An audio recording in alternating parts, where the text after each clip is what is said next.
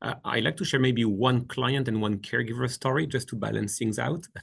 And we haven't talked so much about the caregiver. Let me start with the caregiver then.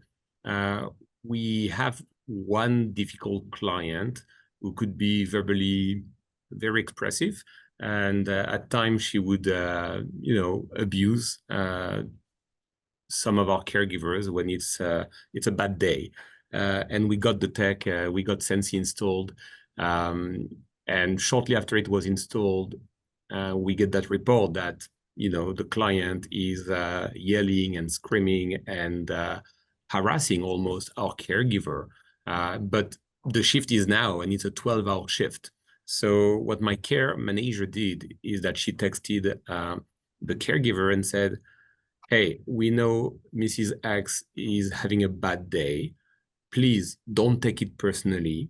You're great. You're doing a great job. Step aside, go in the next room for 5-10 minutes, and then you can come back and this and that. We haven't heard back for the next few hours because she was working on the shift. And then she came to call us just after the shift and said, you have no idea the impact of your text had on my shift and on me as a whole. I was so scared to voice my concerns to the agency. I need the hours. I need to pay my bills. Mrs. X was horrible to me that day, but on other days she's fine.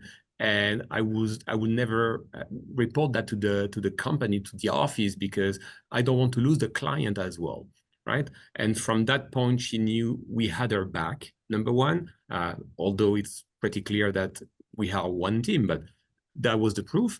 And from that point, we're able to work things out with the client as well. So it was Team Equinoxe coming as caregiver plus care manager, and having the conversation and making sure that this will never happen again.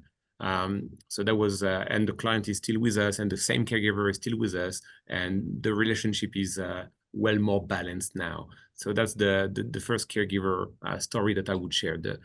The second story for a client, just to illustrate, and you shared so many different examples. I want to discuss about a dementia client that is in a nursing home in Montreal, where we are located, and she's very advanced in dementia. She's in a specialized nursing home, and very early in the morning she will call for help and scream like crazy. I mean, you could not even listen to that snippet. It's horrible. And the first time it happened, we called the nursing home because they are on site and they have a team. And we said, please, can you check room 201, whatever that was?